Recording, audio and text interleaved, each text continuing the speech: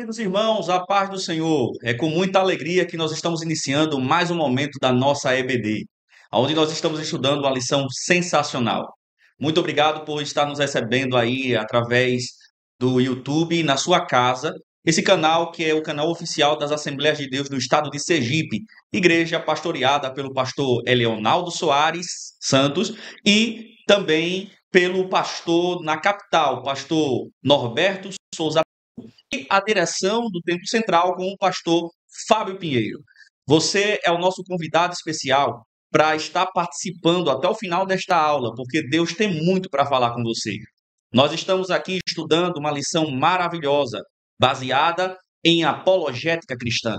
O tema da nossa lição desse primeiro trimestre na classe dos adultos é Em Defesa da Fé Cristã, combatendo as antigas heresias que se apresentam com uma nova aparência. Lição comentada pelo pastor Ezequias Soares, um grande apologeta da fé, teólogo e também escritor de alguns livros, obras literárias da CPAD.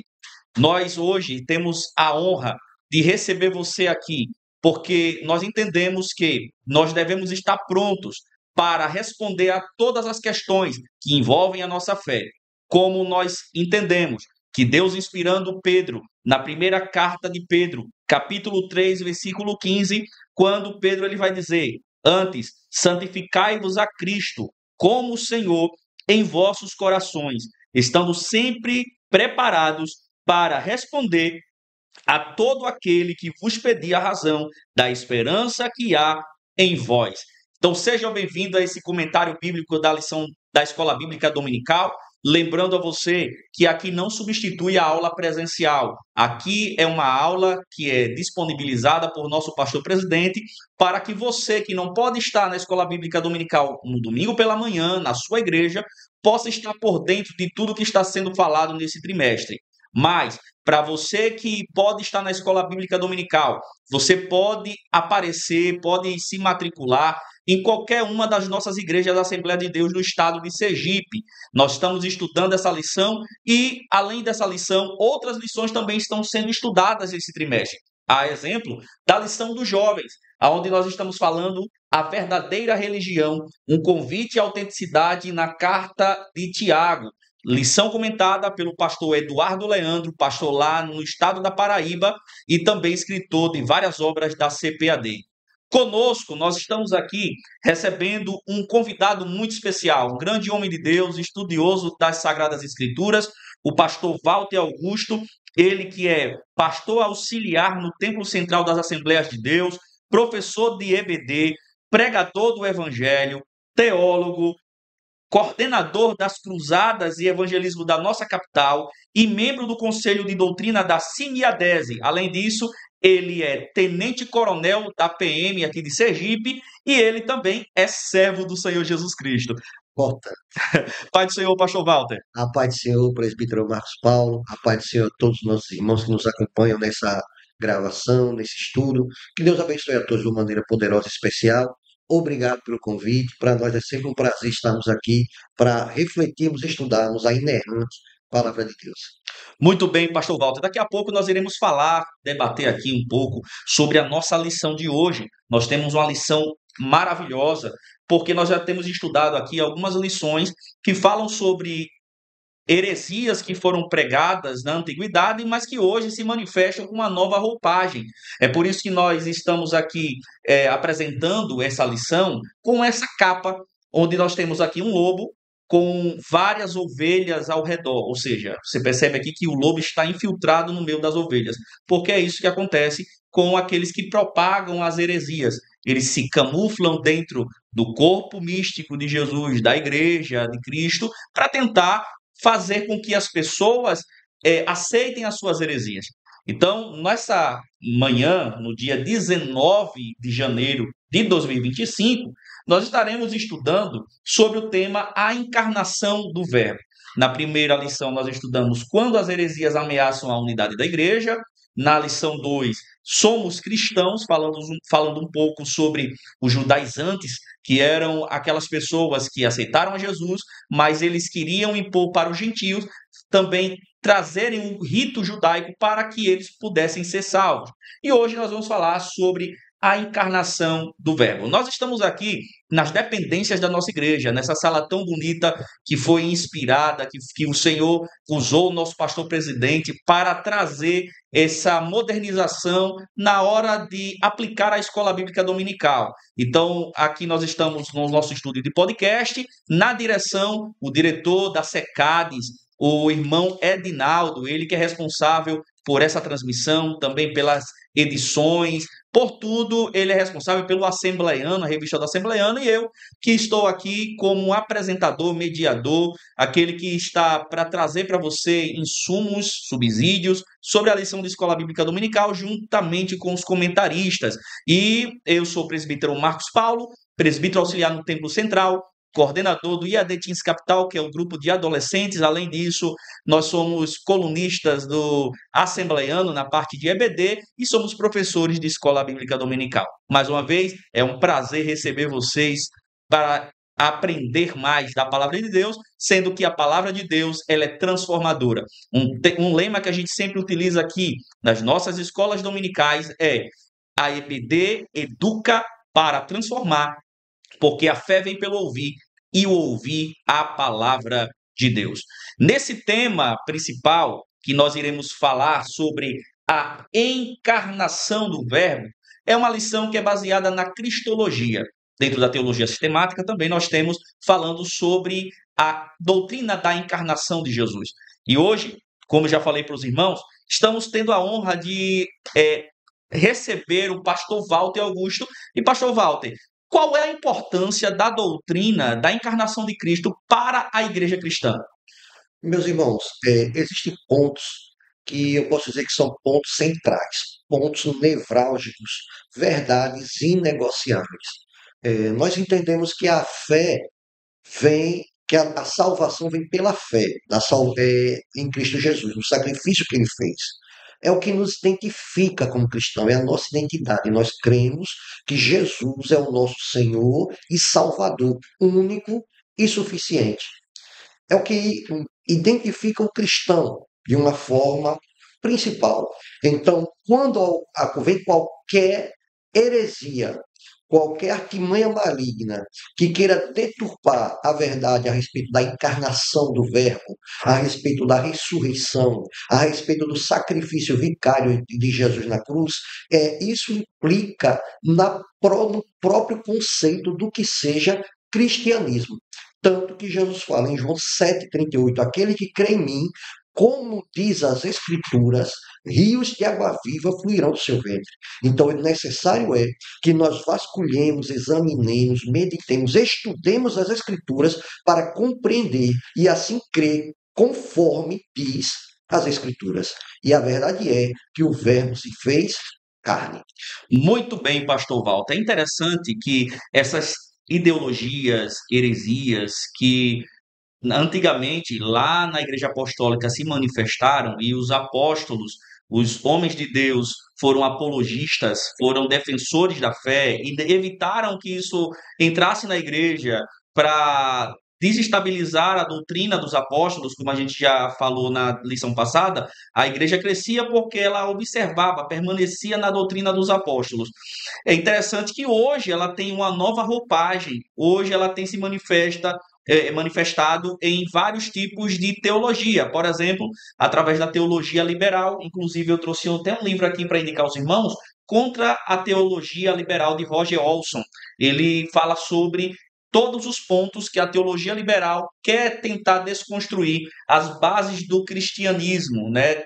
E principalmente duvidando da deidade de Deus, da divindade de Jesus Cristo, do relacionamento que Cristo tem com o Pai e também da missão que Cristo veio fazer para com a humanidade. Então é importante que nós tenhamos esse cuidado, né, de ser como a igreja de Bereia, que todos os ensinos que Paulo falava, a igreja de Bereia conferia nas Escrituras para ver se Paulo estava falando conforme as Escrituras. Até porque Paulo, em Timóteo, 1 Timóteo, capítulo 4, versículo 1, diz que nos últimos dias os homens iriam dar ouvidos a doutrinas de demônios. Então, a gente tem que tomar cuidado, observando sempre a palavra de Deus como a regra de fé base para a nossa vida. Então, eu acredito que o pastor Walter aí tem muito para falar para a gente ainda sobre a encarnação de Cristo, mas que essa doutrina é uma doutrina base para a nossa fé cristã. Inclusive, dentro da declaração de fé das Assembleias de Deus, fala também que nós cremos na encarnação de Cristo, não é em reencarnação. A igreja cristã não acredita em reencarnação. Depois da morte, segue-se o juízo. Conforme a igreja foi avançando, foram surgindo também seitas e doutrinas heréticas que procuraram negar a divindade e, no caso que vamos estudar hoje, a corporeidade de Cristo. E, como já foi falado aqui, é uma doutrina central que marca a nossa fé, que nos identifica como cristão. Para os irmãos terem uma ideia, conforme a igreja foi surgindo, mais ou menos no ano de 50 em diante, foi tomando corpo algo que posteriormente é chamado por Irineu de Leão, que era um bispo da cidade de Leão na Gália, chamado de gnosticismo. Essa, esse conjunto de correntes, né, que é um conjunto de ensinamentos filosóficos, religiosos, deram muito trabalho à igreja. Entre os erros, né, difundidos por essa corrente filosófica religiosa que Irineu, no ano 180 depois de Cristo, vai chamar de gnosticismo, existe docetismo, que vem da palavra doquel, que significa aparência, porque justamente os ensinadores dessa falsa doutrina, os falsos mestres dessa falsa doutrina, vai dizer que Jesus, na verdade, não encarnou, o verbo não encarnou, mas era uma aparência. E essa doutrina ela vai negar tudo o que, na verdade, a Bíblia nos ensina, né? Pedro e Paulo, já em suas epístolas, pelo menos 8 epístolas apostólicas, vai debater falsos ensinos dessa corrente, dos gnósticos. Mas, mais do que ninguém, João, o apóstolo João, vai se levantar, até mesmo porque foi quem teve o ministério mais longevo, foi o único apóstolo que morreu de morte natural, e na medida que a igreja foi crescendo, vai avançando, lamentavelmente também foi aparecendo, foi aumentando em número, um número de heresiarcas, como falou o comentarista. Achei muito interessante essa palavra, né? Que vem de arca, vem de arque, principal, né? E a heresia, né? Falso ensino. Então, foi surgindo, aumentando também o número de heresiarcas. E João, mais do que ninguém, vai se levantar através do Evangelho, das suas epístolas e até mesmo da carta do Apocalipse, refutar esses falsos ensinos.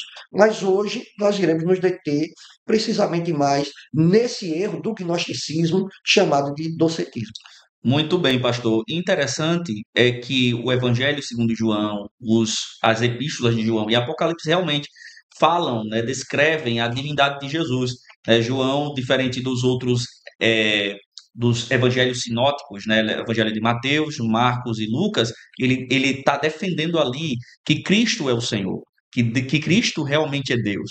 Então, você percebe que os apóstolos já defendiam, através das escrituras sagradas, a divindade de Cristo. Após o primeiro século, né, após a morte dos apóstolos, se levantou ainda mais uma quantidade de heresiarcas, né? Pessoas que praticavam a heresia. E aí, há muito tempo, teve essa disputa entre os apologistas, entre aqueles que pregavam a heresia, porque eles queriam colocar, descredibilizar realmente essa doutrina que é a doutrina da encarnação de Cristo. E aí chegou o concílio de Nicéia, né? Que aonde Constantino, para acabar com essa briga, Constantino reúne todos os cristãos para debater e eles firmaram que realmente Cristo ele era 100% homem e 100% Deus. Eles começaram a falar aí, então, que a encarnação de Cristo é uma doutrina que é fundamentada pelas Escrituras e, portanto, aceita. Sim. Bom, como a gente falou desde o início, da igreja, se levantaram falsos mestres.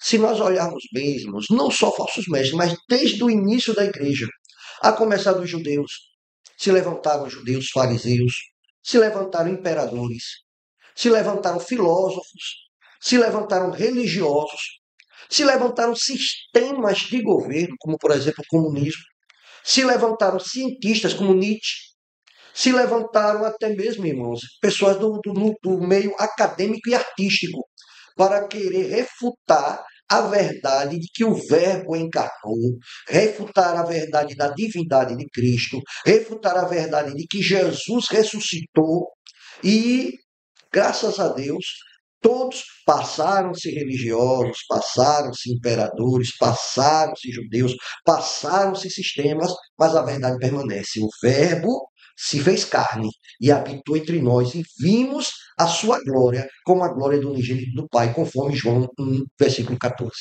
Inclusive, o pastor Walter, a gente vê a fundamentação que Cristo teve um corpo, que Cristo ele veio em forma de homem, foi o Emanuel, Deus conosco no meio do povo, em Filipenses capítulo 2, versículo 5 ao versículo de número 9, quando Paulo ele vai ali trazer a doutrina da kenosis, do autoesvaziamento de Cristo, ele vai dizer que Deus, ele mesmo sendo Deus, não teve por usurpação ser igual a Deus, mas esvaziou-se a si mesmo, tomando forma de servo, indo até a morte e morte de cruz. Então, a gente já tem a base, uma das bases que a gente pode refutar aqueles que dizem que Cristo, ele não teve corpo, porque, como o pastor já falou, os gnósticos e o docentismo, que é uma ramificação do gnosticismo, eles acreditavam que Cristo não poderia ter vindo em um corpo humano, né? Por quê? Porque o corpo humano, a matéria humana para eles não valia de nada, então não tinha lógica Cristo, que é um ser perfeito, entrar, vir na terra com o corpo humano, mas Cristo, ele nasceu, Cristo, ele cresceu, desenvolveu, como as Sagradas Escrituras vão falar, Cristo, ele foi morto e ressuscitou também, e foi para o céu com o corpo glorificado. Então, ele teve o corpo. Então, não tem fundamento nenhum, não tem fundamento nenhum para que as teologias, que são teologias que acreditam nessa ideologia do gnosticismo, do docentismo, de dizer que Cristo, ele só parecia ser um homem, mas que ele não veio no corpo humano.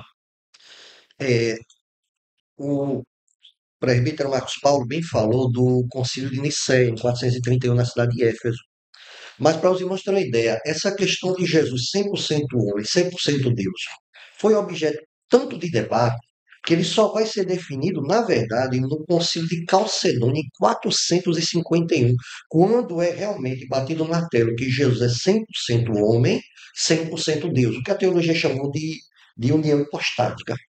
Porque, na verdade, nós podemos ver que Jesus foi tão homem que nasceu, tão divino que foi gerado pelo Espírito Santo, tão homem que foi batizado por João, tão divino que batiza com o Espírito Santo, tão homem que teve sede, tão Deus que se apresenta como a fonte da água viva, aquele que crê em mim jamais terá sede, tão homem que teve fome, tão Deus que se apresenta como o pão da vida, tão homem que chorou, tão Deus que um dia enxugará dos olhos toda lágrima, tão homem que foi injustiçado, que foi sendo sentenciado à pena de morte por crucificação, aquele que nunca pecou. Tão Deus que regerá as nações com vara de ferro. Tão homem que morreu. Tão Deus que ao terceiro dia ressuscitou glorioso para nunca mais ver a morte. Jesus é 100% homem e 100% Deus. Muito bem. Nós estamos aqui no canal da Assembleia de Deus, no estado de Sergipe. Sou o presbítero Marcos Paulo. Nas nossas dependências aqui, nós estamos recebendo o nosso pastor Walter Augusto, ele que é pastor auxiliar aqui do nosso templo central. Vamos para o nosso textuário. Nosso textuário diz o seguinte: E o Verbo se fez carne e habitou entre nós, e vimos a sua glória, como a glória do unigênito do Pai, cheio de graça e de verdade. João capítulo 1 e o versículo de número 14. Já a verdade prática vai dizer o seguinte: a vinda do Filho de Deus em forma humana é um fato presenciado por muitas testemunhas. Por isso, a negação da sua historicidade não se sustenta. Então, a gente percebe aí que os evangelhos, os evangelistas, apóstolos, relataram acontecimentos que tiveram com Jesus Cristo. E quando é uma pessoa só que fala, pastor Walter, dá para a gente ficar um pouco duvidoso, né? Uma pessoa só fala alguma notícia para a gente, mas quando é mais de uma pessoa que fala sobre um fato ocorrido, dá uma sensação de segurança. Então, não somente os apóstolos, Paulo falou acerca de Jesus, outras testemunhas, Paulo não foi, a Bíblia não fala, na verdade, se Paulo foi uma testemunha ocular, mas Paulo já era da época de Jesus, mas diversas testemunhas oculares falaram acerca de Jesus. Então, não tem como negar que Cristo passou na terra. Isso. Conforme Atos 1, capítulo 1, versículo 3, Jesus passou 40 dias depois que ressuscitou aqui conosco. E conforme 1 Coríntios capítulo 15, versículo 6, cerca de 500 pessoas o viram, né? Então, a verdade da ressurreição, que não é o assunto bem da lição, mas é fato em conteste. E a respeito da corporeidade de Jesus, a Bíblia, inclusive, nos mostra em Lucas, capítulo 2, versículo 40 e 52, tratam o médico Lucas, o historiador Lucas, o evangelista Lucas, fala no versículo 40 de Atos 2, e o menino crescia e se fortalecia em espírito, cheio de sabedoria, e a graça de Deus estava sobre ele. E no versículo 52 fala: e crescia Jesus em sabedoria, em estatura e em graça para com Deus e os homens, mostrando o desenvolvimento de Jesus como um desenvolvimento normal, físico, de qualquer ser humano. É isso mesmo. Então, nós temos aqui esse relato, né, de que várias pessoas dentro da verdade prática, várias testemunhas viram Jesus, e o pastor Walter aqui já falou sobre o crescimento de Jesus. Jesus, ele teve um crescimento normal, tanto no desenvolvimento cognitivo, quanto também na profissão. Todas as áreas que uma pessoa, que um ser humano, um ser humano pode ter, Jesus ele já passou, exceto o pecado, né? Jesus ele não pecou, né? Mas ele experimentou as experiências humanas do crescimento, né, ele sentiu fome, tudo isso são coisas que o ser humano possui a necessidade. Cristo, aqui nas Sagradas Escrituras, vai mostrar que Cristo também teve, né? Então vamos para a leitura bíblica em classe, que está em 1 João, capítulo 1, versículo de número 1 ao 3. Depois nós vamos para o capítulo de número 4, versículo de número 1 ao 3. E depois vamos para 2 João, o versículo de número 7. Então vamos ver aqui. O que era desde o princípio, o que vimos com os nossos olhos, o que temos contemplado e as nossas mãos tocaram da palavra da vida. Aqui já mostra, né? Que Cristo ele teve um corpo. Então, eles tanto ouviram, eles tanto viram, eles contemplaram, eles tocaram em Jesus. Não tem como alguém tocar em algo que é somente abstrato, né? A gente não toca no que é abstrato, só no que é concreto. E Cristo foi tocado.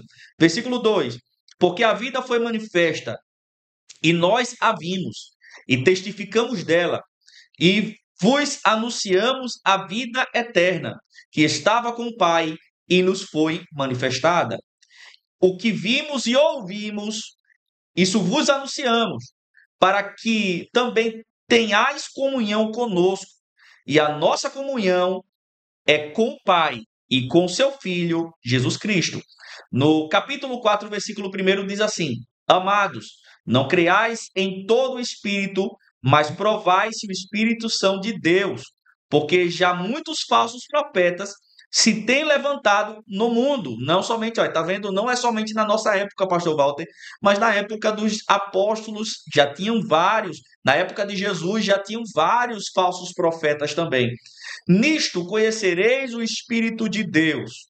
Todo espírito que confessa que Jesus Cristo veio em carne é de Deus. Então, se qualquer doutrina, se qualquer ensinador, se qualquer pregador falar diferente disso, que Jesus ele veio ao mundo de forma carnal, quando a gente está falando carnal, da forma matéria humana, a gente pode dizer que não é do Espírito de Deus. Mas o que é que vem do Espírito de Deus?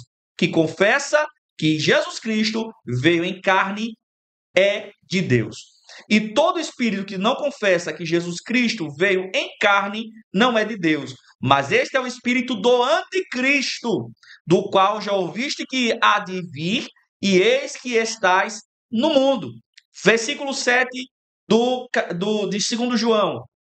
Porque já muitos enganadores entraram no mundo, os quais não confessam que Jesus Cristo veio em carne. Este tal é enganador e o anticristo. Olha que perigo, né? Você ouvir pessoas que afirmam que Cristo ele não teve um corpo, que Jesus ele não veio de forma corpórea. Isso daqui é algo que já mostra que não é de Deus, que é espírito do anticristo. Não é isso, pastor Walter? Isso. É, pessoal, eu sinto a necessidade de falar um pouco sobre essa corrente, esse conjunto de correntes filosófico-religiosas chamada gnosticismo. Por quê?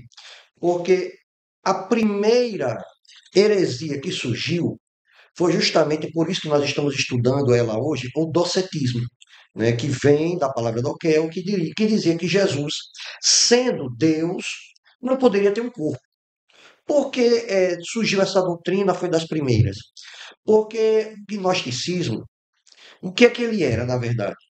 É um nome que foi dado por Irineu. Quem foi Irineu, Walter? Irineu foi discípulo de Policarpo, que foi discípulo de João. Então podem ver que o bispo Irineu, ele tinha uma proximidade com a fonte. Ele foi discípulo do bispo Policarpo de Esmirna, que foi martirizado com mais de 80 anos de idade, não é motivo, eu não vou me deter porque não é assunto da nossa lição, mas quem quiser estudar a história de Policarpo vai se maravilhar com a história desse homem de Deus, que foi discípulo que aprendeu aos pés do apóstolo João. Irineu, foi ele quem deu esse nome, gnosticismo de gnóstico, porque nada mais era do que o quê? Do que falsos profetas, falsos mestres, que se levantaram no decorrer da história da igreja, e entre os seus ensinamentos, que não, eles não tinham uma unanimidade, mas eles tinham pontos em comum. E um desses pontos em comum que esses falsos mestres ensinavam é que o corpo, a carne, a matéria é má e o espírito é bom.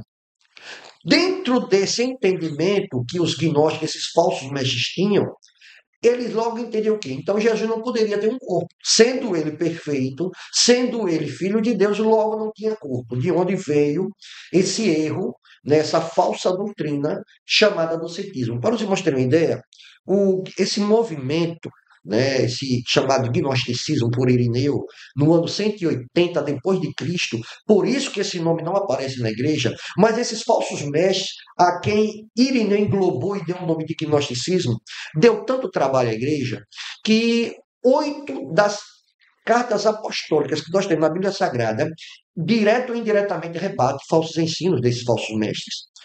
Nós podemos ver, Irineu, por exemplo, ele escreveu um livro chamado Contra as Heresias.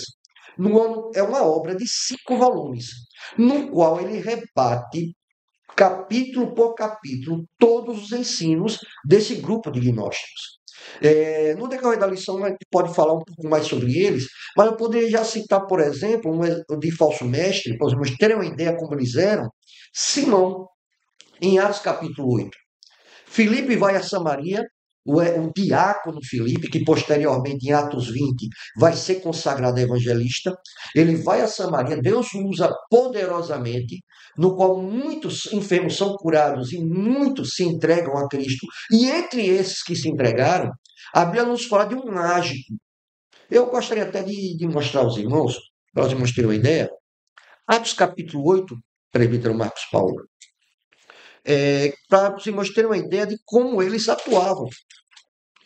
Que eles se impressionavam, eles a princípio pareciam abraçar a fé, mas depois eles faziam um sincretismo, uma interpretação do que era pregado com aqueles falsos ensinamentos que eles já possuíam. E assim eles misturavam, adequavam, criavam uma heresia, se difundiam esse ensino no meio do povo de Deus, e assim conseguiam desviar alguns irmãos nossos da fé, arrebanhando seguidores.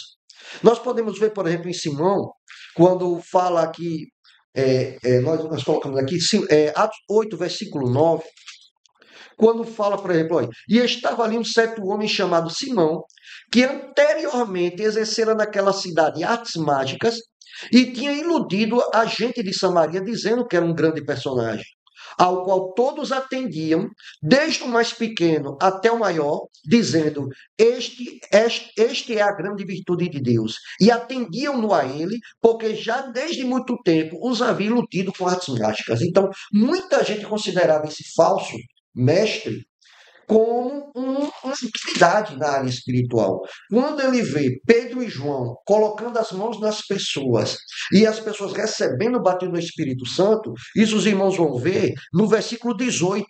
E Simão, vendo que pela imposição das mãos dos apóstolos era dado o Espírito Santo, lhes ofereceu dinheiro, dizendo: Dai-me também a mim esse poder, para que aqueles sobre quem eu puser as mãos recebam o Espírito Santo. Mas disse-lhe Pedro: O teu dinheiro seja contigo para a perdição, pois cuidaste que o dom de Deus se alcança por dinheiro. Então podemos ver que, na verdade, ele não tinha se convertido de forma alguma, mas ele se impressionou e queria se inserir. E assim, irmãos, como Simão, houveram muitos outros que se inseriram no povo de Deus, mas que em vez de abandonar aqueles erros filosóficos que havia aprendido no passado, na ignorância e no paganismo, eles preferiam fazer uma mistura com o ensinamento bíblico que estavam recebendo, e assim começaram a surgir as falsas doutrinas no meio do povo de Deus. E entre esse é para iniciar, mas nós vemos no Apocalipse Jesus mandando uma carta para Éfeso, falando dos falsos apóstolos. Tem, por exemplo, quando Jesus fala numa das cartas às igrejas, em Atos capítulo 2 e 3, sobre Jezabel, que se desprofetiza, fala da doutrina dos nicolaítas. Tudo isso, irmãos, abrange esse conjunto de doutrinas heréticas que Irineu posteriormente chamou de gnosticismo. Mas continuemos, depois a gente fala um pouco mais sobre isso, né? O assunto é muito bom, né, Pastor Walter? A gente falar sobre Jesus, isso aqui é importante porque, como a gente já falou logo no início, muitas pessoas, por falta de conhecimento das Escrituras Sagradas, podem cair em algum tipo de doutrina dessa. E a gente precisa alertar, mostrar que tudo isso já haviam antes, os apóstolos já tinham defendido a encarnação de Cristo, o corpo de Cristo, né? E a gente também tem que defender, nós que somos apologetas da nossa fé, somos protestantes, porque nós protestamos contra o pecado e também contra a heresia, né? Amém. Agora vamos fazer aqui a leitura da introdução. A introdução vai dizer o seguinte: vamos começar a apologética cristã no presente trimestre com o tema A Encarnação de Jesus. Uma doutrina sobre a humanidade de Cristo, o mesmo apóstolo João que se empenha em mostrar a deidade absoluta de Jesus, se preocupa também em enfatizar que Jesus viveu entre nós, participou da natureza humana e teve corpo físico. A presente lição é uma apologia à sua humanidade plena. Então, há aqueles que dizem que Jesus ele não tinha essa deidade 100% homem, 100% Deus. Inclusive, eu estava lendo um dia desse, Pastor Walter, que existem algumas correntes teológicas, ideias humanas, dessas teologias que agora estão surgindo, inclusive da teologia liberal, que dizem que Cristo, ele só foi Deus no batismo de João. E depois, quando ele foi crucificado, o Espírito voltou para o Pai. Ele deixou, o corpo de Cristo ali deixou de ser Deus, Cristo deixou de ser Deus ali no momento que ele foi para o céu. Né? Então, são ideias que divergem da palavra de Deus, como a gente já falou aqui. Cristo nasceu, viveu, cresceu, morreu, ressuscitou e foi trasladado com o corpo. Ele não foi o espírito, foi o corpo glorificado, que vai acontecer conosco também, como diz em 1 Tessalonicenses capítulo de número 4, versículo 17 em diante, que os primeiros mortos ressuscitarão e depois nós, o que estamos vivos, vamos ser arrebatados com o corpo transformado, né? Que a Bíblia diz que nós teremos um corpo transformado. Então, Cristo, ele foi. Então, a gente percebe alguns textos também que mostram a plenitude, né? Que Jesus ele viveu plenamente como humano, né? Claro, sem pecado. Cristo não pecou. Hebreus capítulo de número 2, versículo 14. Olha o que diz o texto aqui em Hebreus.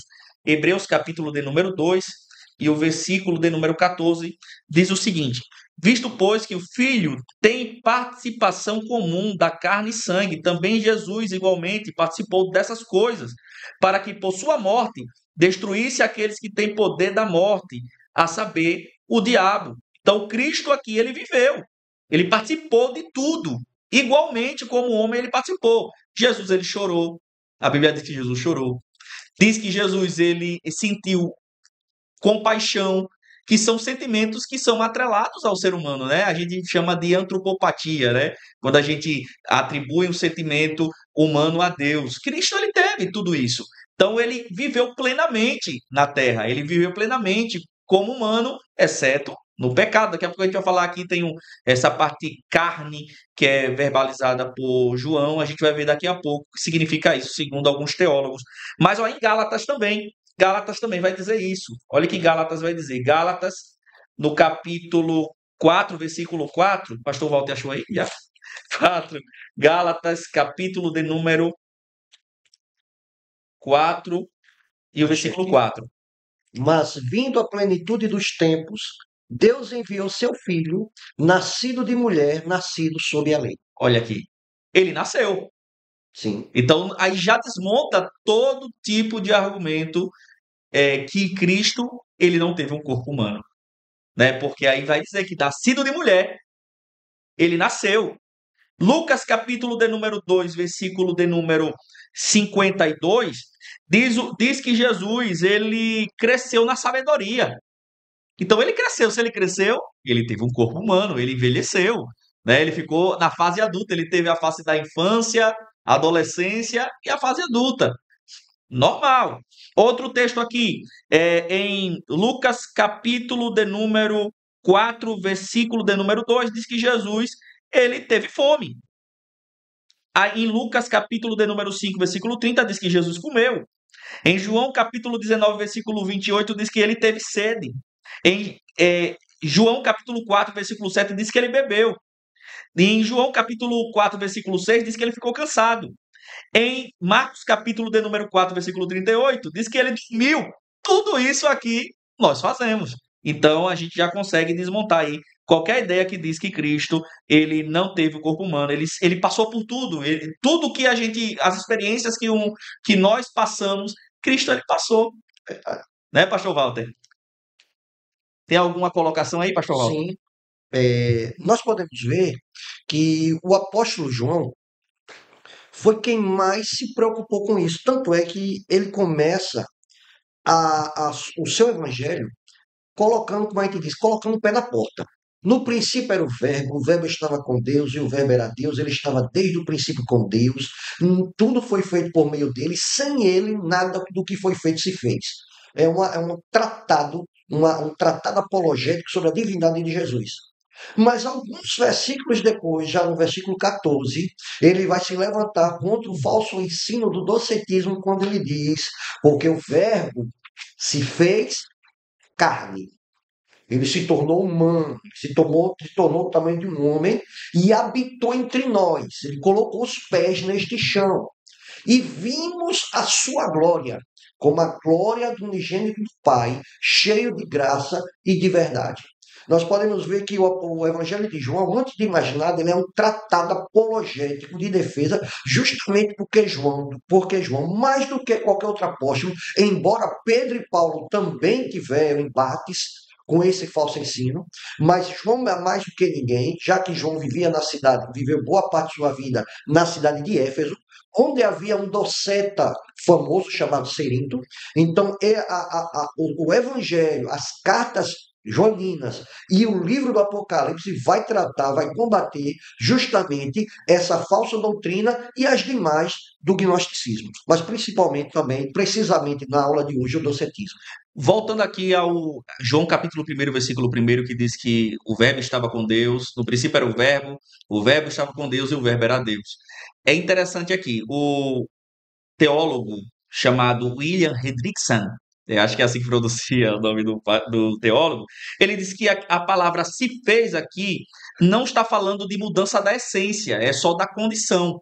Cristo, ele deixou o trono de glória, como diz Filipenses capítulo 2, versículo de número 5 e diante, mas ele não deixou de ser Deus. Tem gente que diz que quando Cristo deixou quando Cristo ele desceu do céu, ele deixou de ser Deus. Não, ele não deixou de ser Deus. Ele continuou sendo 100% Deus. Isso. Não teve mudança na sua essência, só na mudança na condição. Ele deixou o trono de glória e se materializou através de um nascimento. Né? Foi nascido de mulher. Então, ele não deixou de ser Deus, ele só deixou a condição de estar no céu, mas ele continuava sendo Deus. Isso. Inclusive, é, como a lição, precisamente, ela vai se delimitar na questão da corporeidade de Jesus, e não na divindade, nós podemos até entender porque João, na leitura bíblica em classe que o senhor fez aqui, no versículo 3, quando ele fala, é, e todo espírito que não confessa que Jesus Cristo veio em carne, não é de Deus. Mas este é o espírito do anticristo, do qual já ouvistes que há de vir, e eis que já está no mundo. Veja, meus irmãos, que embora o anticristo não se manifestou, mas o espírito do anticristo já está em atuação desde a época apostólica. E uma das características da atuação desse espírito de anticristo é justamente, presbítero Marcos Paulo, querer rebater, refutar as verdades que o senhor acabou de tratar. Sim. A divindade de Jesus, a corporeidade de Jesus, a sua ressurreição, o seu ministério, a sua missão. Então, estamos aqui justamente como um dos papéis dos líderes da igreja é preservar a igreja contra as heresias, é preservar o povo de Deus contra os falsos ensinamentos. E é por isso que o apóstolo João escreveu o evangelho, suas cartas e as cartas apostólicas, porque entre outros objetivos, um dos objetivos também era de preservar o povo de Deus contra os falsos ensinos, como esses que estamos aqui estudando nessa missão. Eu quero ler aqui um texto, pastor Walter, também, para a gente continuar falando aqui sobre reforçar essa união hipostática, né? A gente vai ver aqui que Cristo, mais uma vez, Colossenses, no capítulo de número 2, versículo de número 9, vai falar aqui sobre essa plenitude que Cristo viveu. Olha, capítulo de número 2, versículo de número 9, ele vai dizer o seguinte: porque nele habita corporalmente toda a plenitude da divindade. Toda a plenitude. Então ele viveu com plenitude. Ele era 100%, ele não era pela metade, né? Tem linhas teológicas aí, algumas ideias, né, que acham que Jesus ele não era 100% Deus, mas ele é 100% Deus. Então a gente percebe aqui que mais uma vez temos mais um texto para a gente refutar esses ensinos. No segundo subtópico, a gente já falou, pastor Walter, do primeiro tópico, né? Sim, Porque a gente falou tanto de docentismo sobre lá, né? bastante, né? Que a gente agora tem que falar sobre o segundo tópico que diz a afirmação apostólica da corporeidade de Jesus. O primeiro subtópico diz o que era. Primeiro subtópico aqui vai falar. Primeiro subtópico do segundo tópico vai dizer o que era desde o princípio. O segundo subtópico vai falar sobre a reafirmação apostólica e depois vai falar sobre uma crença herética. Vamos ver aqui o primeiro subtópico. A gente não fez leitura de subtópicos, mas a gente vai fazer a leitura desse. O que era desde o princípio? O Evangelho de João destaca o aspecto divino de Jesus, afirmando que o Verbo existia desde o princípio, antes da criação, e que esse Verbo se fez carne e habitou entre nós, como diz lá em João capítulo 1, versículo de número 14. E, inclusive, eu posso lembrar também Lucas 24, 36 em diante. Quando Jesus fala, e falando Jesus dessas coisas, e falando ele dessas coisas, o mesmo Jesus se apresentou no meio deles e disse-lhes: Pai seja convosco. E eles, espantados e atemorizados, pensavam que vinha algum espírito. E ele lhes disse: Por que estáis perturbados e por que sobem tais pensamentos ao vosso coração? Vede as minhas mãos e os meus pés, que sou eu mesmo. Tocai-me e vede, pois um espírito não tem carne nem osso, como vedes que eu tenho. E dizendo isso, mostrou-lhes as mãos e os pés. E não crendo eles ainda, por causa da alegria, estando maravilhados, disse-lhes: tendes aqui alguma coisa que comer? Então eles apresentaram-lhe parte de um peixe assado e um favo de mel, o que ele tomou e comeu diante deles. O evangelista Lucas ele mostra de forma enfática que Jesus, sendo o tempo todo 100% Deus, também 100% homem. Toque, vejam, tem algo que comer, tragam para mostrar, olha, eu não sou um espírito como os docetas queriam insinuar, queriam ensinar. Eu não sou um ente etéreo, espiritual. Eu não estou de faz de conta. É Jesus, o Deus homem. Outra, esse entendimento de Jesus 100% homem, 100% Deus, no início, pela falta de entendimento das Escrituras, falsos ensinos apareceram, como por exemplo o docetismo. Porém, o Senhor falou de um versículo que nos ajuda perfeitamente a entender o que ocorreu e como ocorreu.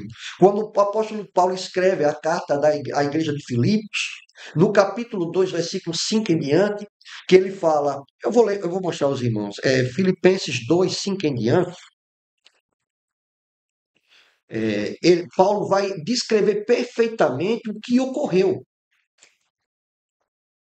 Filipenses capítulo 2, de sorte que haja em vós, versículo 6, que sendo em forma de Deus, não teve por usurpação o ser igual a Deus, mas aniquilou-se a si mesmo. Em outras traduções tem esvaziou-se a si mesmo, tomando a forma de servo, fazendo-se semelhante aos homens. E achado na forma de homem, humilhou-se a si mesmo, sendo obediente até a morte, e morte de cruz. Então veja, meus irmãos, que embora a pessoa de Jesus, o Deus na segunda pessoa da Trindade, nunca deixou de ser Deus, por um breve momento ele abre mão da sua glória, da sua majestade, como um rei que tira de sobre si suas vestes reais e veste as vestes de um servo, se torna como um homem. Embora então, como pessoa ali, é Jesus a segunda pessoa da Trindade, o Filho de Deus. No entanto, ele se torna homem. Por isso que ele teve que ser batizado com o Espírito Santo. Por quê? Porque nós podemos ver que em Atos 10:38 fala, pelo que Deus ungiu a Jesus Cristo com o Espírito Santo e com poder. Tudo o que Jesus fez não foi com o seu poder, que por um instante ele abriu mão, foi no poder do Espírito Santo. Por isso que ele teve que ser batizado com o Espírito Santo, e antes do batismo no Espírito Santo ele não realizou milagres. Por isso que nós podemos ver também que em Lucas 4, versículo 17 e 18, quando ele falou, o Espírito do Senhor está sobre mim pelo que me ungiu. Ele lendo isso na sinagoga de Nazaré. Então nós podemos ver que, e por que foi assim, Walter? O Filho de Deus abre mão do seu poder, sabe por quê?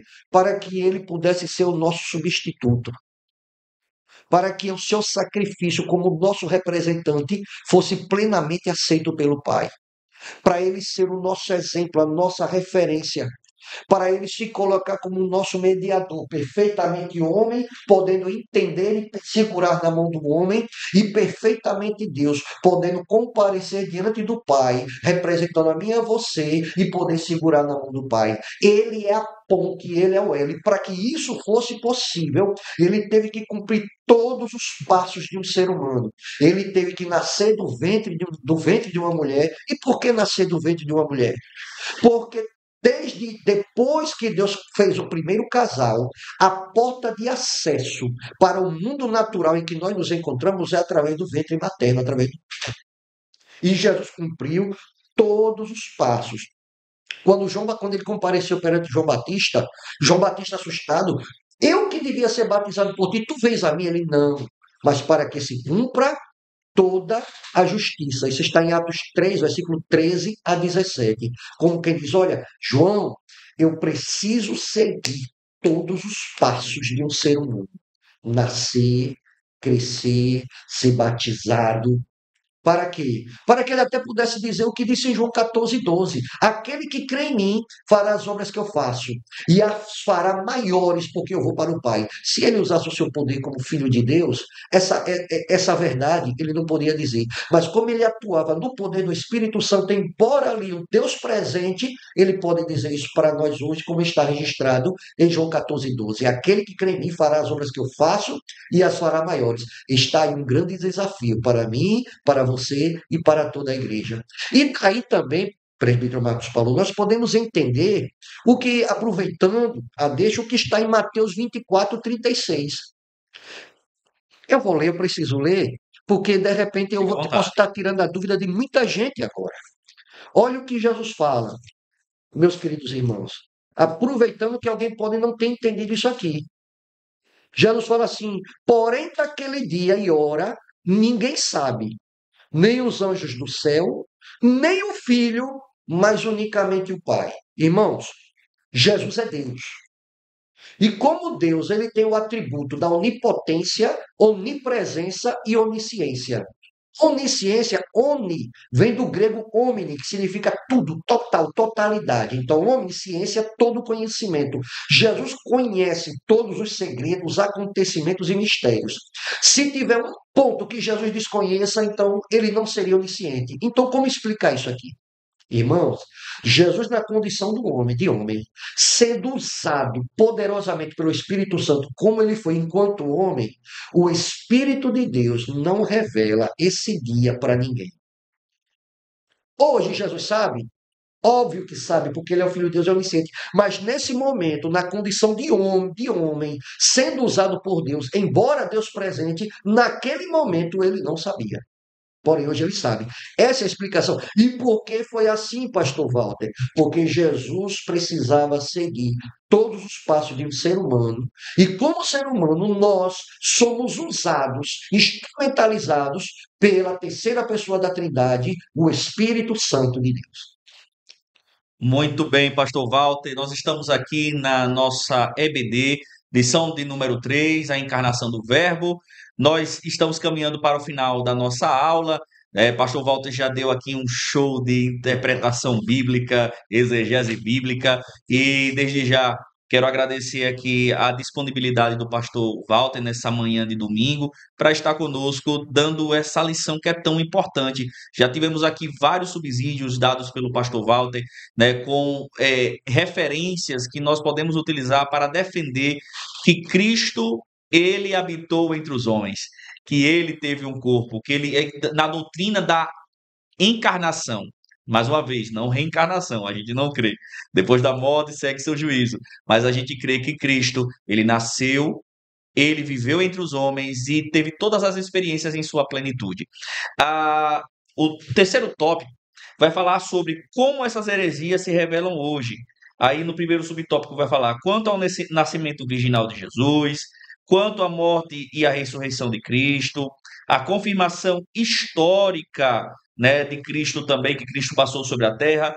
E nós podemos resumir, Pastor Walter, nesse último ponto da lição, como é que essas heresias podem afetar a pregação do evangelho, a pregação genuína, a verdadeira pregação do evangelho. Porque tem um monte de pregações, de mensagens que as pessoas pensam que é mensagem do evangelho, mas não é. Mas como é que isso pode afetar se o cristão não tiver o conhecimento pleno das escrituras sagradas de que Cristo ele encarnou, que o verbo de Deus que estava com Deus se fez homem e habitou no meio dos homens? Meus irmãos, com base no que nós já estudamos até aqui, podemos entender o perigo do ensino, do falso ensino, do docetismo. Porque se Jesus não foi homem, se o verbo não se fez carne, não se tornou homem, logo ele não sofreu, logo ele não morreu. E se não morreu, logo não ressuscitou. Todas as verdades ditas pelo Evangelho se tornam desacreditadas, e assim como ele seria nosso representante? Pois, afinal, para o seu sacrifício ser aceito, ele teria que seguir todos os passos do ser humano, para que assim ele cumprisse o objetivo do seu sacrifício substitutivo, para ser o nosso representante, o nosso sumo sacerdote, o nosso exemplo. Com a única diferença que nós vimos no primeiro tópico, quanto ao nascimento virginal de Jesus. Por que Jesus teve que nascer de uma virgem? Por que ele não nasceu simplesmente da união de um homem e de uma mulher? Todos nós, depois do pecado de Adão, já nascemos com uma tendência natural para o pecado, que a Bíblia chama em Romanos 8 de carne. O velho homem, né? Por isso que todos nós precisamos nascer de novo.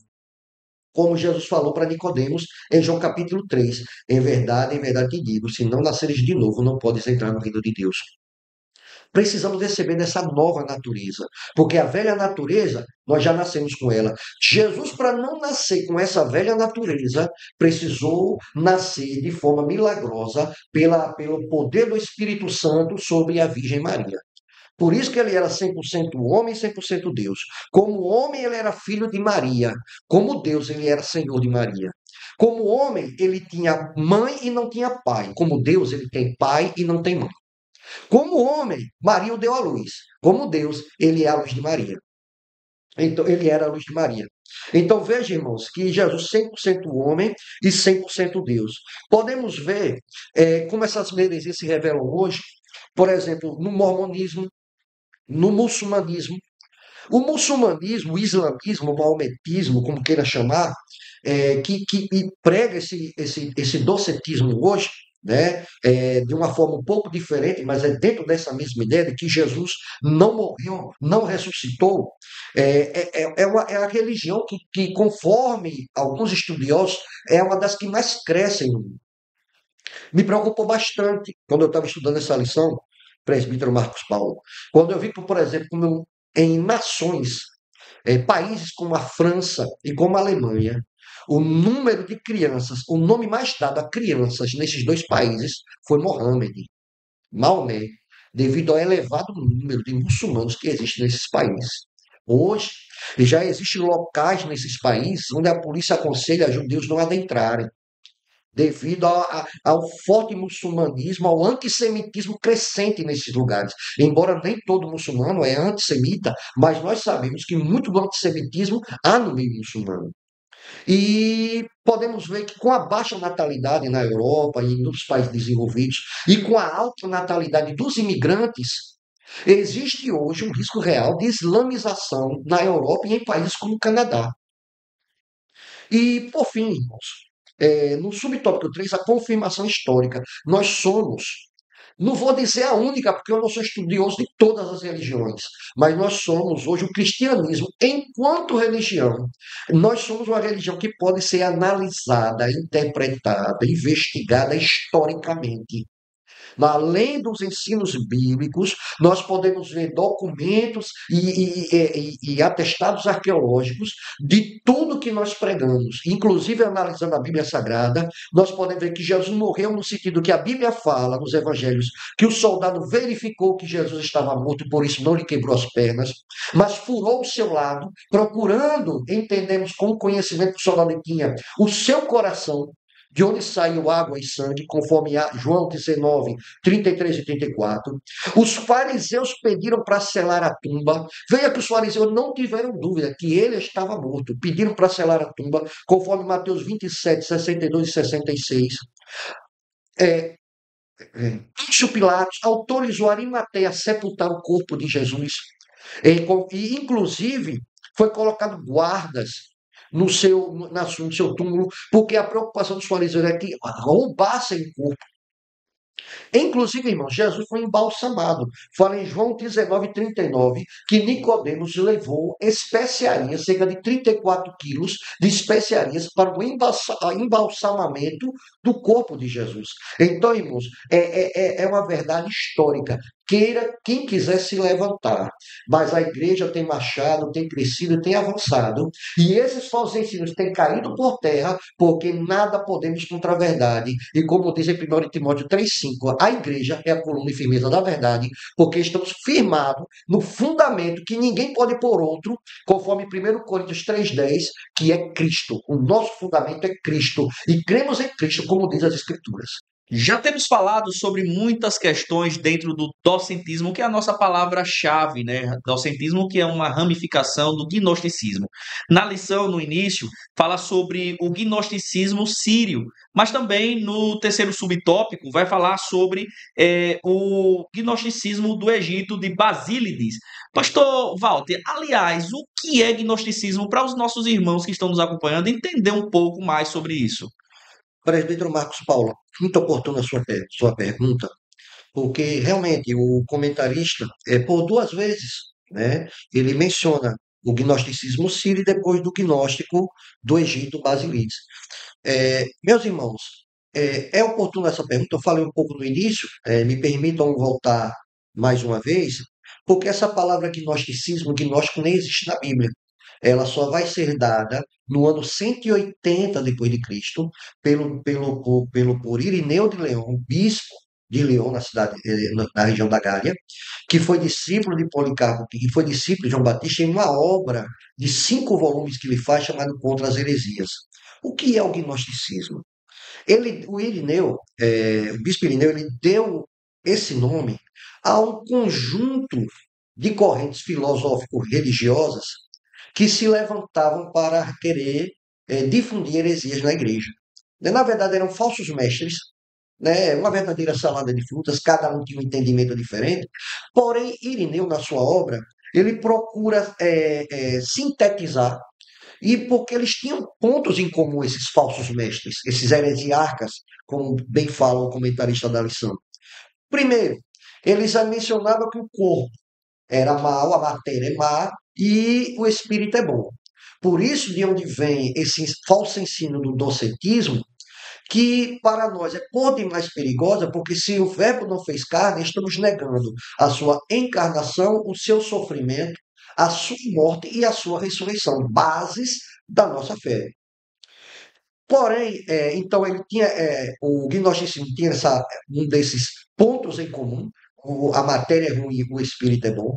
Segundo, a salvação por meio da gnose, por meio do conhecimento. Gnose é uma palavra grega que significa conhecimento, e eles pregam uma espécie de salvação por meio do conhecimento, deixando então Jesus de ser o suficiente salvador das nossas almas. Terceiro, eles diziam que tinham verdades profundas, conhecimentos maiores. E é por isso que nós vamos entender quando Jesus fala em uma das cartas mesmo mandadas às igrejas do Apocalipse, que fala das profundezas de Satanás. Nenhum contraponto ao que eles diziam, que diziam ter o auge da sabedoria. Porque, na verdade, o que é que eles faziam? Eles pegavam, interpretavam texto sagrado, o ensino bíblico ortodoxo correto, e eles interpretavam conforme os falsos entendimentos que eles tinham, com aqueles ensinos supersticioso, helenista, filosófico, até mesmo da Pérsia, e assim criavam heresias, difundiam no meio da igreja e desviavam alguns irmãos fracos da fé, e arrebanhavam, inclusive, seguidores. Com base nesse entendimento, irmãos, nós podemos entender Pedro e Paulo combateram esses falsos mestres. Mas mais do que ninguém, devido ao grande avanço da igreja e ao seu ministério, que durou maior tempo, já que foi o único apóstolo que morreu de morte natural, Pedro e Paulo foram martirizados no ano 64, sob o domínio, quando era o imperador Nero. Paulo, como era cidadão romano, foi decapitado.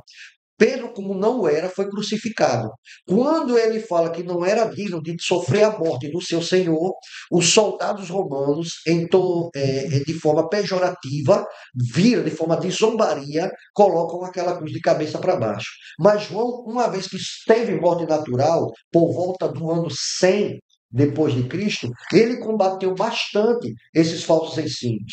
Podemos ver alguns exemplos em Apocalipse capítulo 2, para os irmãos com esse entendimento vão entender melhor. Quando, por exemplo, em Apocalipse capítulo 2, versículo 2, na carta de Jesus para a igreja de Éfeso, Jesus elogia a igreja de Éfeso, dizendo: olha, eu sei as tuas obras, o teu trabalho, a tua paciência que não pode sofrer os maus, e puseste a prova os que dizem ser apóstolo e não são, e tu os achaste mentirosos. Irmãos, esses falsos mestres chegavam nas igrejas se apresentando como apóstolos. Eles trouxeram muito prejuízo ao povo de Deus, de forma que até fizeram cartas dizendo que eram cartas de Paulo. Por isso que em algumas cartas Paulo diz: veja que eu assino de próprio punho. Paulo tinha o hábito de assinar suas cartas de próprio punho para evitar essa confusão causada por esses falsos mestres, que Irineu chamou de gnósticos. Jesus elogia a igreja de Éfeso por isso. Puseste à prova esses que se diziam ser apóstolos. A melhor maneira de descobrir que algo é herético é conhecendo a verdade. A igreja de Éfeso tinha base bíblica para chamar, permita-me usar minha imaginação, de colocar eles numa mesa e dizer: vocês são apóstolos, parabéns. Então me tira algumas dúvidas aqui. Puseram a prova e viram que, na verdade, não passavam de impostores.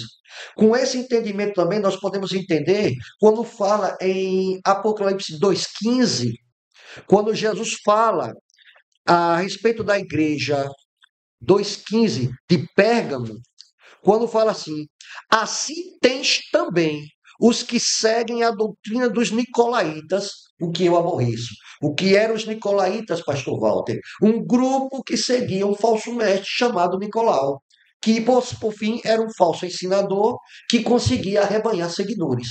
E que estava os seus falsos ensinos se difundindo no meio da igreja, pois era uma mistura de palavra de Deus com superstições, traduções e conhecimentos filosóficos que não serviam de coisa nenhuma. Pelo contrário, se tornava em heresia e em veneno no meio da igreja. Outra coisa, irmãos, nós podemos ver em Apocalipse 2,20, ainda para a igreja de Tiatira: mas tenho contra ti o tolerares que Jezabel, mulher que se diz profetiza, ensine e engane os meus servos para que se prostituam em coma dos sacrifícios da idolatria. Mais uma vez, o ensino gnóstico se infiltrando na igreja.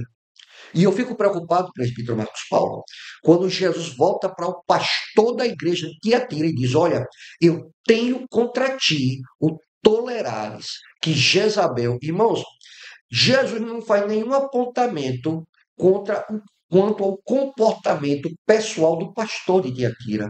Homem de Deus, proceder correto. Mas Jesus se levanta contra ele: tenho contra ti, porém por você tolerar aquilo que eu não tolero. Veja a responsabilidade, irmãos, de um pastor, de preservar a unidade, de preservar o bom ensino no meio do povo de Deus, de preservar a igreja contra esses lobos.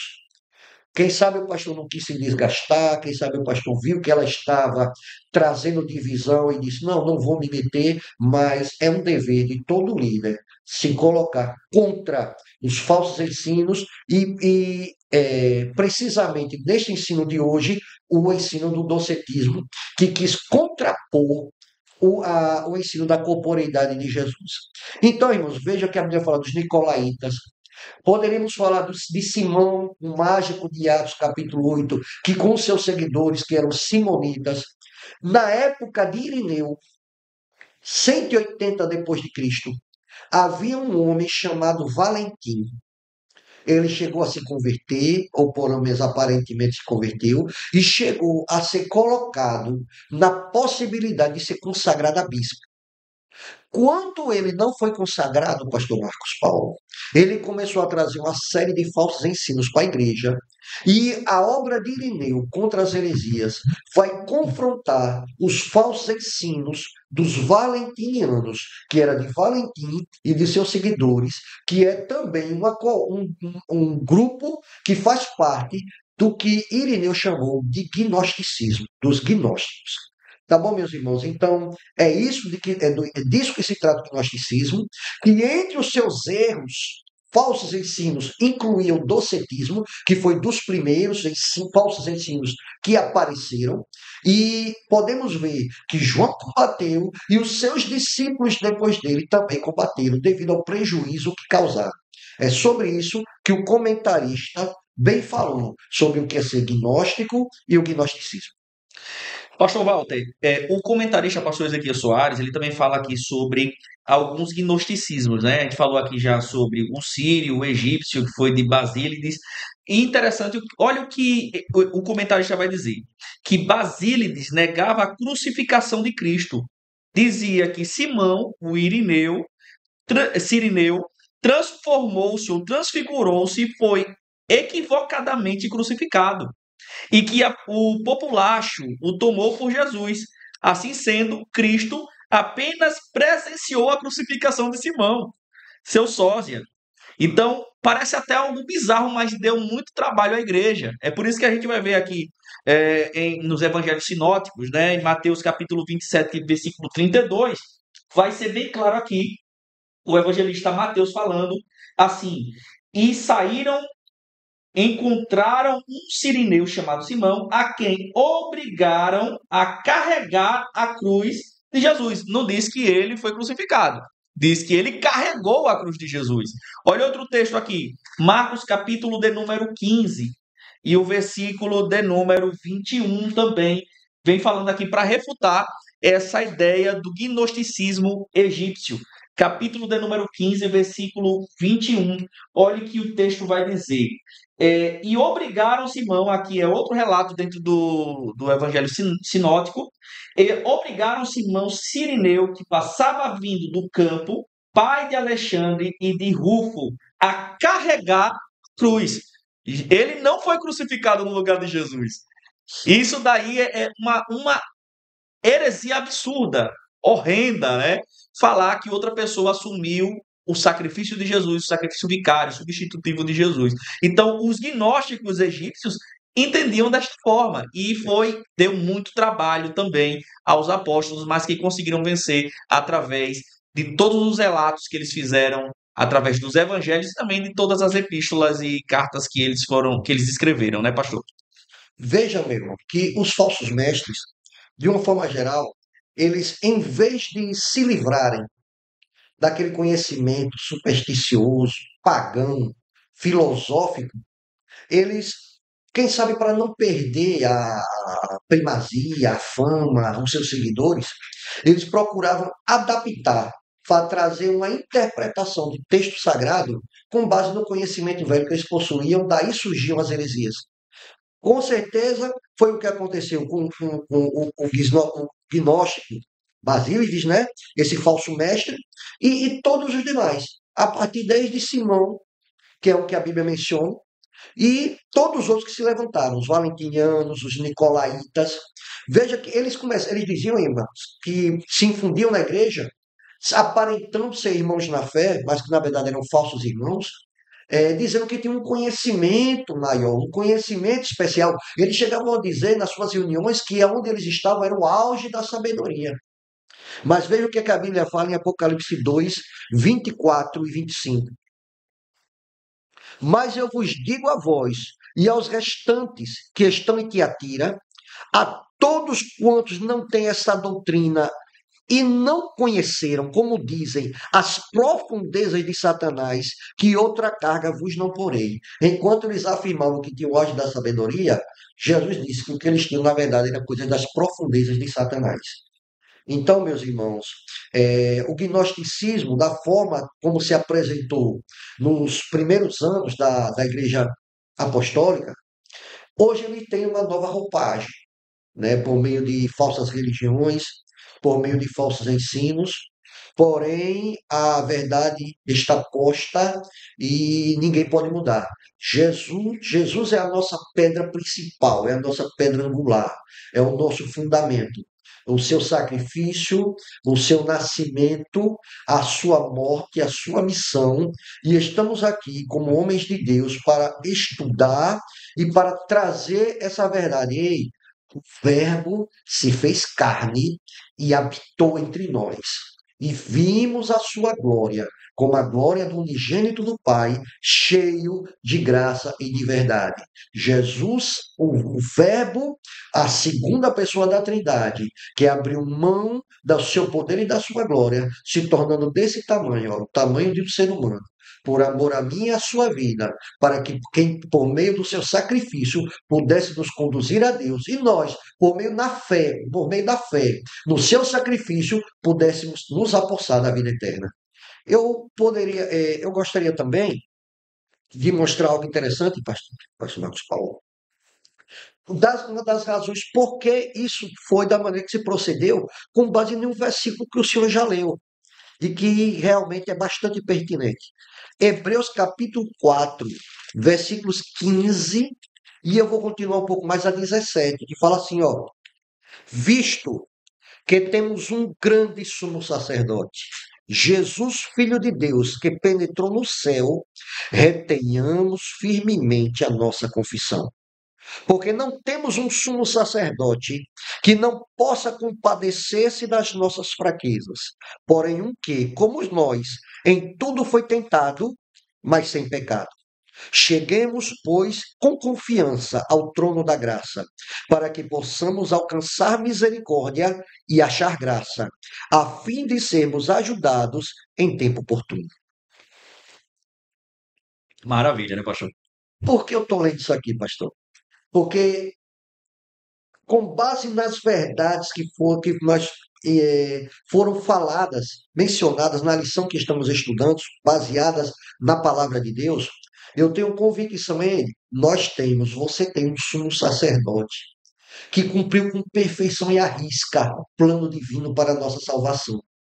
De sorte que ele sabe perfeitamente o que é ser tentado. Ele sabe perfeitamente o que é sofrer uma tentação, porque afinal ele também esteve em um corpo humano. Porém, ele também sabe o que é vencer a tentação. Porque em tudo ele foi tentado, mas nenhuma tentação ele caiu. O perfeito homem, o perfeito Deus, sabe o que é ser tentado e sabe o que é vencer a tentação.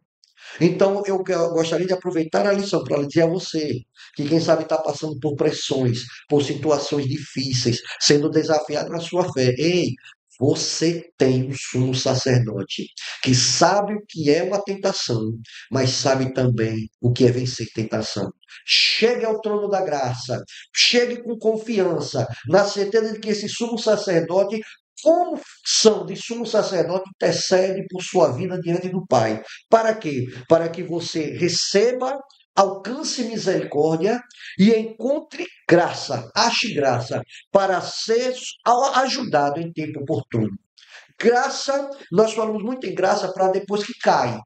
Depois que alguém cede a uma tentação, ei, mas eu queria aqui mencionar de forma especial aquela graça que lhe socorre em tempo oportuno. Não depois, a graça alcançada depois que você peca, que também nós temos uma manifestação da graça aí, mas também o escritor aos Hebreus menciona uma graça para lhe sustentar, para lhe ajudar, para lhe socorrer, para que você vença toda e qualquer tentação. Jesus é o nosso supremo e eterno sumo sacerdote. Deus abençoe.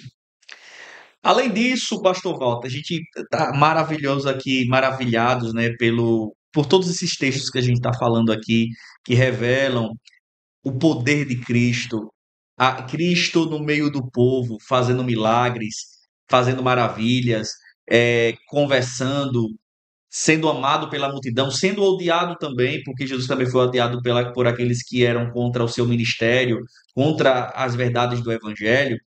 É, mas quando a gente olha para esse texto aqui, a gente vê a necessidade de nós, como cristãos, como Igreja de Cristo, a gente manifestar que nós cremos que Jesus Cristo é o nosso Salvador, que caminhou entre nós, que sofreu, como o pastor disse, sofreu, que passou tentação, mas venceu em tudo. Em tudo Jesus venceu. Até porque quando ele diz que o verbo se tornou carne, a carne aqui não é o estado pecaminoso do homem, não é a como é que a gente pode dizer? Não é a questão carnal A do tendência pecado, ao a pecado. tendência pecaminosa, mas foi a questão humana, a questão física, Jesus estava no meio, mas em tudo Jesus ele venceu. Lá no deserto a gente lembra, né? O diabo foi olhar, foi tentar Jesus e disse assim: transforma essa pedra em pão. Ele disse, nem só de pão vive o homem, mas de toda a palavra que sai da boca do Senhor. Então ele venceu em tudo. Então, se Cristo venceu, ele deu o exemplo, passando por todas as experiências que nós já vivenciamos também em nossa vida, ou não vivenciamos, vivenciamos algumas, mas nem todas a gente vivenciou. Com certeza nós vamos conseguir vencer todas as etapas da vida. Verdade. E é importante, presbítero Marcos Paulo, falando sucintamente, e vou enfatizar. A Bíblia muitas vezes usa uma mesma palavra para mais de uma coisa. É a pobreza do nosso idioma português em relação ao grego e ao hebraico. Muitas a Bíblia fala de carne, vai falar de corpo humano. Por exemplo, o verbo se fez carne, ele se tornou um corpo humano. E muitas a Bíblia vai usar a palavra carne quanto à nossa tendência natural ao erro que herdamos de Adão. Quando Adão peca, ele libera para toda a humanidade a natureza da morte, a natureza do pecado. Todo o ser humano herdou essa natureza da morte de Adão. O velho homem, a carne, que nós podemos ver em Romanos 8:8, por exemplo, quando diz: aqueles que estão na carne não podem agradar a Deus. Porém, em Jesus, através do Espírito Santo, nós recebemos a natureza da vida, que é o que a Bíblia chama da doutrina da regeneração, o nascer de novo. Então, é necessário fazer essa diferença, por quê? Porque é para não ter essa natureza pecaminosa herdada de Adão, que Jesus precisou ser gerado no ventre de Maria por uma ação milagrosa do Espírito Santo. Por isso que, embora ele era homem perfeito, mas ele não tinha essa inclinação carnal que todo homem nasce com ela. Porque se ele nascesse, já nasceria pecador e o seu sacrifício não seria aceito. A criança, ela quando nasce, se ela morre, ele morre no período da inocência, vai para o céu. Porém, todo ser humano, quando chega na sua fase do conhecimento, ele precisa nascer de novo. Por quê? Porque ele recebe a natureza da vida e se torna nova criatura. Porque com a natureza da morte, todo ser humano nasce com ela. Por isso que nós temos uma luta diária contra a nossa velha natureza herdada de Adão. Essa natureza que estou mencionando aqui. E por isso eu preciso alimentar minha natureza herdada de Deus, a natureza da vida, por meio da leitura da palavra, da oração, de buscar as coisas espirituais, porque todo crente leva um caixão consigo. O velho homem que está lá morto e enterrado, mas que só quer uma oportunidade para poder de novo se levantar. Por isso que aqueles que estão em Cristo crucificaram a carne com suas paixões e com concupiscências, conforme afirma Paulo em uma de suas cartas. E Paulo também ele vai dizer: quem me livrará do corpo desta morte, né? Então a gente matou a nossa carne quando a gente diz assim: vamos aceitar Jesus. Então a gente aceitou a Jesus, a gente diz assim: olha, o Espírito Santo agora vai ser aquele que vai dominar a minha vida, mas a carne está presa a nós e a gente tem que vencer todos os dias. Até aquele grande dia, É, quando o que é corruptível se revestir de incorruptibilidade. E o que é mortal se revestir de imortalidade e for tragado a morte na vitória. Mas até esse dia, nós carregamos conosco essa inclinação e que precisamos combatê-la andando no Espírito e não cumprindo as concupiscências da carne. é isso aí, Pastor Walter. Meus queridos irmãos, estamos chegando ao fim da nossa lição de hoje. Eu acredito que os irmãos absorveram muito conhecimento. Pastor Walter é um dos grandes ensinadores que nós temos aqui no nosso estado de Sergipe, Meu né? Deus. Como, vamos dizer, do Brasil, né? É um homem que tem se dedicado ao ensino da palavra e a gente gosta muito. Vocês percebem que eu estou na minha aqui, mais caladinho, porque eu gosto de aprender com o Pastor Walter. Pastor Walter, ele é um poço de conhecimentos. Pastor Walter, eu quero que o senhor deixe suas considerações finais. Se tiver mais algum apontamento, o senhor também pode falar. Eu vou deixar só mais um versículo nessa minha conclusão. Efésios capítulo 4. Efésios, carta do apóstolo Paulo aos Efésios, no capítulo 4. Então, nós já entendemos que a doutrina dos docetas, ela deve ser prontamente refutada, porque ela nega a morte, a ressurreição, o sofrimento, a encarnação de Jesus. E a ressurreição de Jesus, o seu sacrifício, a sua morte, a sua encarnação, são bases, pilares da nossa fé. Nós podemos verificar aqui, Efésios 2:6, que eu vou ler a partir do versículo 5 para os irmãos entenderem melhor. Estando nós ainda mortos em nossas ofensas, nos vivificou juntamente com Cristo, pela graça sois salvos. E nos ressuscitou juntamente com Ele, e nos fez assentar nos lugares celestiais em Cristo Jesus. Então, irmãos, quando Jesus morreu naquela cruz, aos olhos de Deus, quem estava ali não era Jesus, era eu e era você. Era a humanidade ali, no qual Jesus estava se fazendo representar. E ele agora fala, olha, e nos ressuscitou juntamente com ele. Quando Jesus ressuscita, quem estava ressuscitando ali não era só Jesus, mas quem estava ressuscitando também ali era Walter. Era cada um. Paulo fala, ele nos ressuscitou juntamente com ele. E um terceiro fato, ele fala, olha, e nos fez assentar nos lugares celestiais em Cristo Jesus. Ele é o meu representante na morte, ele é o meu representante na ressurreição, e ele hoje é o meu representante assentado à direita de Deus. Ele dizendo, Pai, eu estou aqui sentado à tua direita, mas eu fiz a minha igreja me assentar juntamente comigo nos lugares celestiais. O Pai fez isso na figura de Jesus de Nazaré, o nosso representante, o nosso campeão, a nossa referência, o nosso exemplo.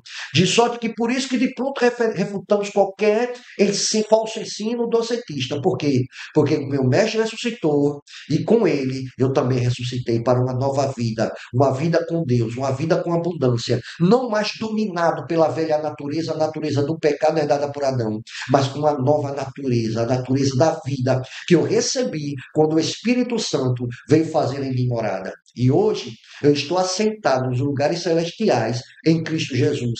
Essa é a base da minha e da sua autoridade. O inimigo não pode lhe tocar, nem lhe fazer mal. Por quê? Porque você tem um representante hoje assentado à destra do Pai nas regiões celestes. Que Deus abençoe. Muito obrigado, pastor Walter, por sua presença mais uma vez, em nome do nosso pastor presidente. Nós Eu que agradecemos agradeço. por essa oportunidade de trazer esse ensino tão poderoso acerca do docentismo, gnosticismo e principalmente trazendo referências para a defesa da nossa fé cristã. Queridos irmãos, é, próximo domingo nós iremos estudar outra lição maravilhosa, pastor Walter, que é Deus é trino, ou triuno, né? O Deus trino ou triuno. É o Deus que é Deus Pai, Deus Filho e Deus Espírito Santo. Existem algumas correntes teológicas aí, liberais, existem algumas ideias de algumas religiões que querem tirar a verdade da trindade. E a gente vai estudar isso no próximo domingo. Então, não percam em todas as Assembleias de Deus no estado de Sergipe, às 9 horas da manhã, no domingo, nós temos a Escola Bíblica Dominical e nós iremos estudar na classe dos adultos essa lição tão poderosa. Espero que vocês tenham gostado. Lembre-se de que essa aula é uma aula só para quem não pode estar presente na igreja, mas que você pode se apresentar em uma das nossas igrejas, que nós temos aqui professores gabaritados, professores preparados para tirar todas as suas dúvidas. Deus abençoe a todos e fiquem na paz do Senhor.